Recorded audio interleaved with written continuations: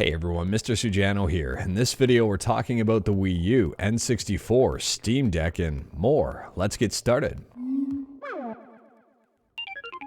Alright, we'll kick things off here talking about Nintendo 64 emulation, and there's a brand new N64 emulator out there called rokuyon. I think I'm saying that right. If I'm not, let me know in the comments below.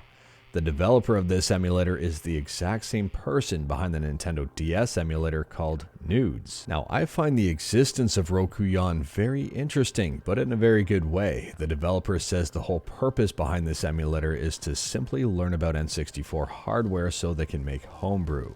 They say if it ends up being more than that, they wouldn't mind making it a modern, accurate N64 emulator with built-in software and hardware rendering, and no messy plugins. Now this emulator is very new, it's in its infancy, it's not going to have the stability, compatibility, or features that a lot of other N64 emulators offer, but at the same time it's not to say it'll never get them.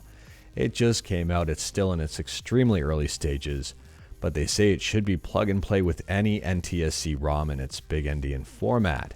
Performance will be bad and there will be plenty of issues. Important features such as control remapping aren't implemented yet. And to be honest with you, I'm kind of surprised that this emulator is compatible with so many systems right out of the gate. I figured to start it might be compatible with Windows and Linux. But no, it's compatible with Linux, Mac, Windows, and the Switch. rokuyon is free, it's open source, it's available on GitHub, and I'll drop a link to it in the description below. But don't get too excited about this one just yet. Or maybe get excited, but don't expect too much from it just yet. This is awesome. I love seeing this stuff, and the latest release was just 4 days ago. It's very recent. Next up, we're talking about Wii U emulation with CEMU, and we're also talking about Pretendo. We have talked about Pretendo a whole bunch recently, and today's news is only going to get better. For those who are unaware, Pretendo is a free and open source replacement for Nintendo's servers for both the 3DS and the Wii U. So if you are currently using CEMU, you might want to check out the latest build. Head to cemu.info, click on download, scroll down to the bottom of the page where it says download latest experimental version. This is an experimental version. Things might be broken, things might not be working as anticipated, but it is worth checking out. The latest build here at the time of filming is version 2.0-6. If you click on assets, you can see it's available for Mac, Linux, and Windows. Feel free to pick up one for your operating system of choice. Once everything's downloaded, feel free to open up CEMU, and here is my version of CEMU, which is completely clean. I haven't configured anything at all just yet.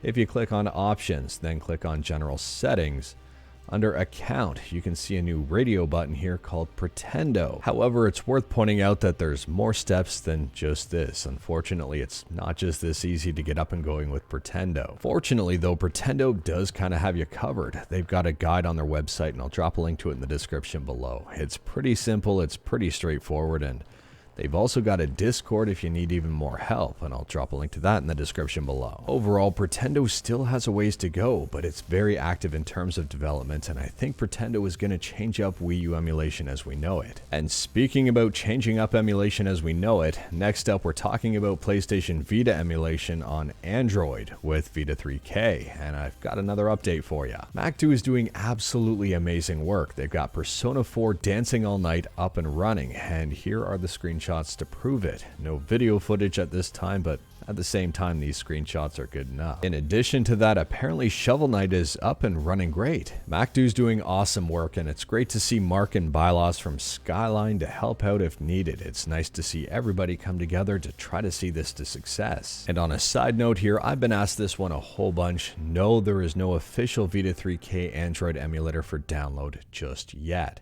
It's currently under development, it's not available to the public, but when it is, I'll let you know. Next up, we're talking about Game Boy and Game Boy Advance emulation with real cartridges on the Steam Deck. And this is all thanks to Epilogue. Today, Epilogue confirmed that the Operator app and Game Boy Operator are fully compatible with SteamOS and run impeccably on the Steam Deck. As far as I know, the Game Boy Operator uses MGBA as its core, and it does have the ability to dump your ROMs as well as your save files. It costs $50. Next up, we're talking about a little bit more than $50, about $1,450 more than $50 for $1,500 overall.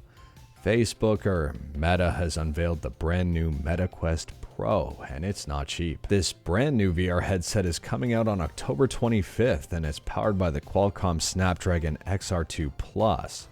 It'll have 12 gigs of RAM, 256 gigs of storage, and 10 high-res sensors, 5 inside the headset and 5 outside of it. For this price, I probably wouldn't have minded seeing a bit more RAM and also a bit more storage. In terms of performance figures, we don't have anything solid just yet, but they're saying the MetaQuest Pro can run at 50% more power than the MetaQuest 2. It'll have more pixel density and also better colors. On top of that, the controllers have been completely redesigned. They're apparently self-tracking. The facial expressions are better, and it will be backward compatible with the MetaQuest 2. So it appears that the MetaQuest Pro will be an entirely new product line, and if you've got a MetaQuest 2, you're not really left in the dust just yet. They haven't abandoned it just yet. These things aren't cheap though. To be honest with you, I know very few people who actually have a MetaQuest 2. I don't have one. If you've got one, let me know in the comments below.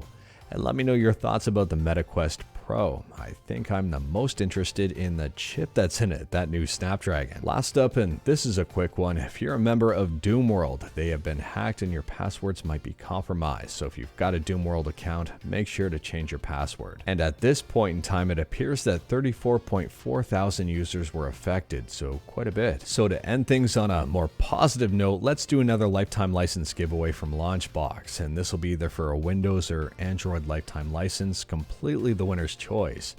To enter is simple and straightforward. Send an email to launchboxgiveaway@mrsujano.com. You have to answer this question correctly. Who is the developer for Vita 3K on Android? Send the answer along with your name and what platform you want the lifetime license to, and hopefully you win.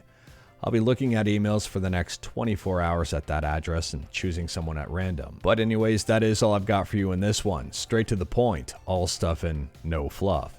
We talked about a ton today. Let me know your thoughts about any of it in the comments below. If you like this video, leave a like. If you didn't like this video, leave a like. Hit that subscribe button, check out my other videos. Don't tempt fate, save your state.